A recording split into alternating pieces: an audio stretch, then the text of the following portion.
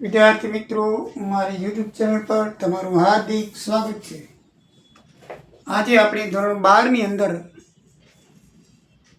સ્વાધ્યાય 3ની અંદર values of goodwill એમાં ચોથી પદ્ધતિ છેલ્લી પદ્ધતિ વિશે આપણે જાણકારી મેળવી લઈએ. ચોથી પદ્ધતિ છે નફાના મૂડીકરણની પદ્ધતિ. આ પદ્ધતિમાં ધંધાનો સરેરાશ નફો શોધી તેને ધંધાના સામાન્ય અથવા અપેક્ષિત વળતરના દરના ધોરણે મૂડીકૃત કિંમત નક્કી કરવામાં આવે છે અને જેને મૂડીકૃત નફો કહેવાય છે. અને એ પદ્ધતિને નફાના મૂડીકરણની પદ્ધતિ કહેવામાં આવે છે. આમાં ચોથી પદ્ધતિમાં અલગ અલગ પદ્ધતિ એક જ હશે, પણ ક્યારેક તમને ભારિત સરેરાશ નફાની રીતે મૂડીકૃત કરવાનું કહેશે, ક્યારેક તમને સરેરાશ નફાના ધોરણે મૂડીકૃત કરવાનું કહેશે, ક્યારેક તમને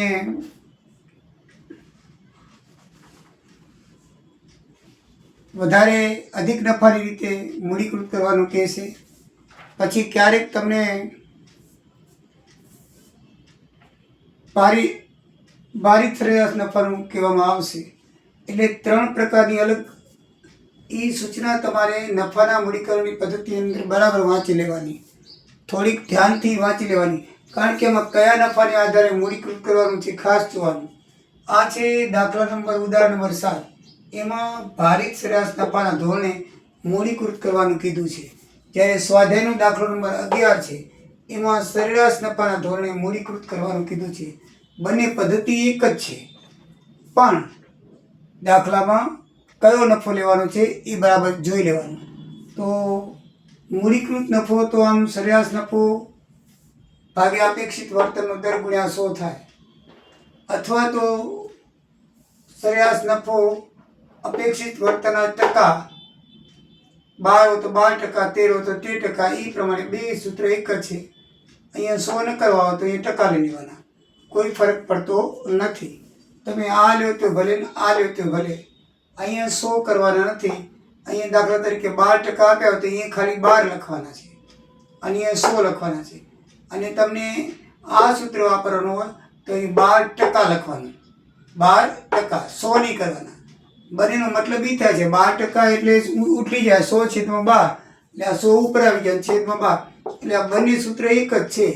સરેરાશ નફો ભાગ્યા અપેક્ષિત વળતરનો દર ગુણ્યા 100 કરો, અથવા તો છેદમાં ટકા પૂરેપૂરા લખો, 100 ના લખો તો પણ ચાલે, ટકા લખો તો 100 નહીં લખવાના, નહીંતર 100 લખવાના. બરાબર છે? તો બંને સૂત્ર એક જ છે. દાખલા ગણિતના સ્ટેપો અગાઉની રીતે પણ થાય છે, એના જે સ્ટેપ છે એ પ્રમાણે 5 છે એ પ્રમાણે થાય છે. તો દાખલાની શરૂઆત કરીએ આપણે. ઉદાહરણ નંબર 7. તો ઉદાહરણ નંબર 7ની રકમ આ પ્રમાણે છે. ઉદાહરણ નંબર 7ની રકમ આપણને 5 સાલનો નફો આપી દીધેલો છે અને નીચે 3 વિગત આપેલી છે. એ વિગતને આધારે આપણે અપેક્ષિત વળતરનો દર આપેલો છે, ધંધાના દેવા 3,40,00,000, ધંધાની મિલકતો આટલું આપણને આપેલું છે. તો એ પ્રમાણે દાખલા નંબર ઉદાહરણ 7માં જોઈએ તો પહેલું સ્ટેપ આવે છે રોકાયેલી મૂડી મિલકતો ઓછા દેવા. તો મિલકતો દાખલામાં 13,40,000 આપેલી છે, 3,40,000 દેવા આપેલા છે, 10 લાખ રૂપિયા રોકાયેલી મૂડી આપશે. અપેક્ષિત વળતરનો દર દાખલામાં 10% આપેલો છે. ભારિત સરેરાશ નફો આપણે શોધવો પડશે. દાખલાની અંદર આ જે છે એ સામાન્ય નફો આપેલો છે, એને આપણે ભાર 1, 2, 3, 4, 5 વડે ગુણીએ તો 1 વડે ગુણી તો 90,000, 2 વડે ગુણી તો 2 લાખ, 3 વડે ગુણી તો 3,30,000, 4 વડે ગુણી 13,52, 5,20,000, 15 લાખ છે ને 1,50,000 છે ને 5 વડે ગુણી તો 15×75 7,50,000 થાય. બધા ભેગા થઈને 18,90,000 રૂપિયા થાય ને 15 ટોટલ થાય છે ભારનું. તો એને 15 ભાગો એટલે 1,26,000 ભારિત સરેરાશ નફો આવે. હવે મૂડીકૃત કેટલો કરવાનો છે એનું સૂત્ર જોઈ લો.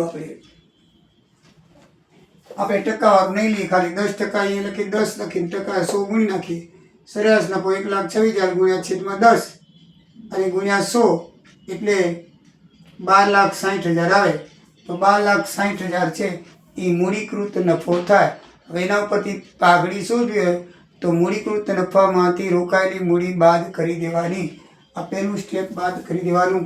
12,60,000માંથી 10 લાખ જાય તો 2,60,000 પાઘડીની કિંમત આવે. સમજાય કે મિત્રો? સહેલું છે, એક પછી એક સ્ટેપ આવે.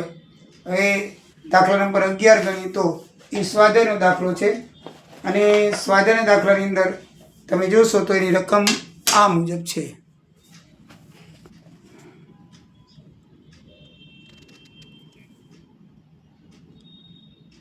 પ્રભુ અને પ્રભા છે એનું રોકાયેલી મૂડી તમને આપી દીધી, શોધવાની છે નહીં. અપેક્ષિત વળતરનો દર 12% છે. છેલ્લા 5 વર્ષનો નફો આપી દીધો છે અને આપણે મૂડીકૃત કરવાની પદ્ધતિ અનુસાર અધિક નફાની આધારે, એટલે અધિક નફો શોધીને પછી મૂડીકૃત કરવાનું છે. તો આપણે જોઈએ.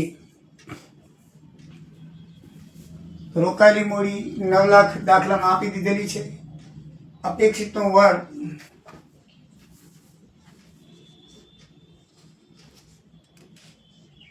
અપેક્ષિતનો દર આપણને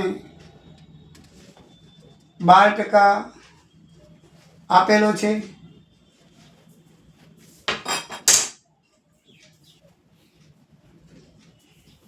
એ ભૂલથી 10% લખ્યું છે ને. અપેક્ષિતનો દર કેટલો છે? 12% આપણને આપેલો છે તો 12% લખીશું.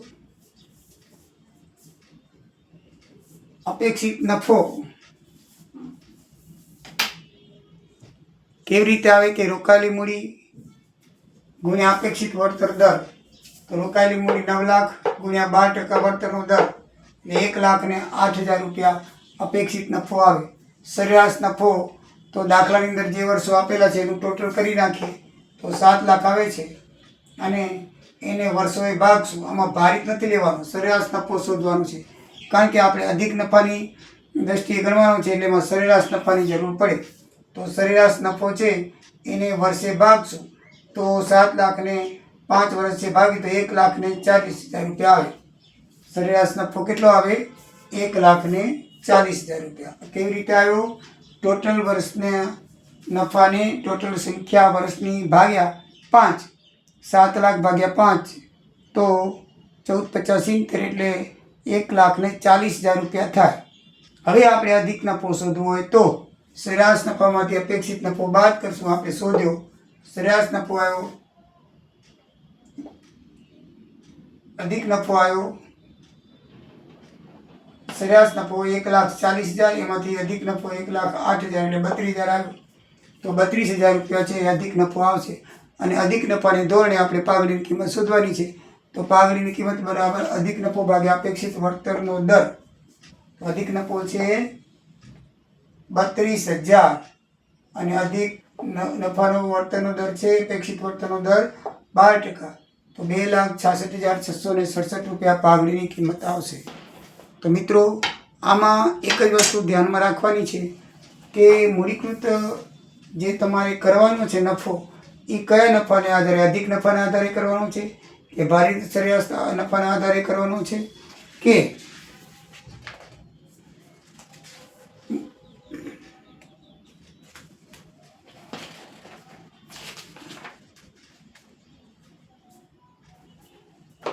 મૂડીકૃત 3 રીતે થાય છે. બરાબર છે? તો એ પ્રમાણે જે આપણને આપેલું હોય એ પ્રમાણે તમારે નફો શોધીને કરવાનું હોય છે. તો આ પ્રમાણે મિત્રો આપણે દાખલા થશે. બધાએ દાખલા બધી રીતના આપણે કરી નાખ્યા છે. એટલે હવે આ સ્વાધ્યાય અહીં પૂરું કરીએ છીએ. નેક્સ્ટ નવું સ્વાધ્યાય આપણે શરૂ કરશું નેક્સ્ટ વિડીયોથી. તમને કોઈ પણ પ્રકારની કંઈ તકલીફ હોય, સેમ 1 તો હવે પૂરું થઈ ગયું, પણ સેમ 2ની અંદર પણ કંઈ તકલીફ હોય તો જરૂરથી જણાવજો. કોઈ પણ સ્વાધ્યાય, કોઈ પણ દાખલો, કોઈ પણ વિષય, એવું નથી કે આંકડાશાસ્ત્ર હોય તો આંકડાશાસ્ત્ર, બીજા કોઈ પણ વિષયનું ન ફાવતું હોય તો કોમેન્ટ લખી શકો છો. તમને જરૂર જવાબ દેવામાં આવશે અને એ દાખલા હશે તો ગણતરી કરીને કરવા દેવામાં આવશે.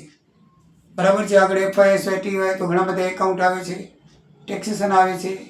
તો એમાંથી પણ કોઈ પણ કંઈ તકલીફ ભવિષ્યમાં પડે તો પણ બીજા વિદ્યાર્થીઓ સાંભળતા તો એને પણ કહું છું કે તમારે તમારા ધોરણની કોઈ પણ વિષયની કોઈ પણ પ્રશ્નની કાંઈ સમજણ ન પડતી હોય તો કોમેન્ટમાં લખશો, જરૂરથી તમને જવાબ દેવામાં આવશે.